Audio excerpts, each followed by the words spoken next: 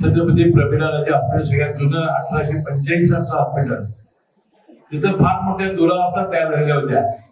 तिथं जवळजवळ 150 ते 200 विद्यार्थ्यांची MBBS ची बॅच शिकायला मुलामुलीची आहे.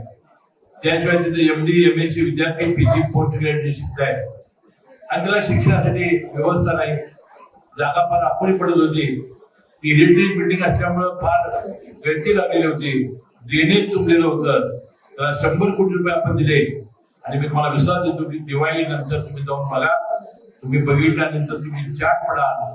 एखाद्या खाजगी दवाखान्यामध्ये जसलो क्रिस्टोच्या दवाखान्याला लाजवेल अशा प्रकारचे सगळ्या तिथं काम नूतनीकरण सुरू आहे. याशिवाय 30 हेक्टर जागा आपण तिथे घेतली शेंडा पार्क या ठिकाणी आणि त्या ठिकाणी मुलापर्यंत हॉस्टेल आपण पूर्ण केले.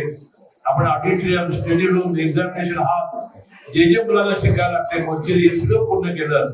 त्याशिवाय 1100 बेडचं नवीन हॉस्पिटलचं बांधकाम आपण हातामध्ये घेतलं.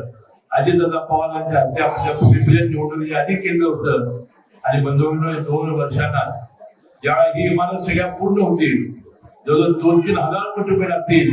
त्या खात्याचा मी मंत्री अशासाठी झालो की मी मंत्री झालो नसतं ते पैसे आम्हाला मिळाले नसते. कदाचित येणारा मंत्री आपल्या जिल्ह्याकडे तो पैसा ओढला असता. 10वी नंतरच्या डिप्लोमा इंजिनिअरिंग करिअर साठी सर्वोत्तम पर्याय doctor DY Patil polytechnic, Kasaba Bawada, Kolhapur.